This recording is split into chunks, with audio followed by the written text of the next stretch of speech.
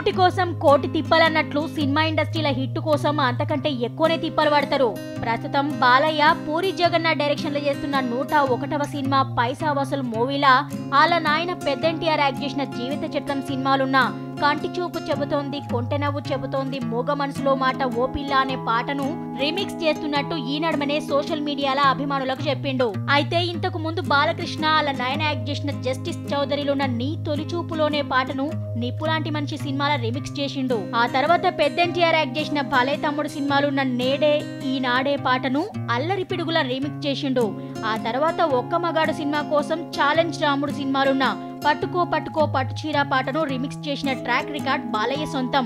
అయితే ఈ నందమూరి నాయకుడు అలా నాయన పాటలను రీమిక్స్ చేసిన ఈ 3 సినిమాలు అనుకున్నంత రేంజ్ లో నడవక అట్టర్ ఫ్లాప్ అయినాయి. అయినా ఫ్లాప్ సెంటిమెంట్ ను పక్కన పెట్టి పూరి జగన్నాథ్ డైరెక్షన్ లో చేస్తున్న 101వ సినిమా పైసా వసూల్తో ఈ బ్యాడ్ సెంటిమెంట్ కు ఫుల్ స్టాప్ పెట్టాలని చూస్తుండు బాలకృష్ణ.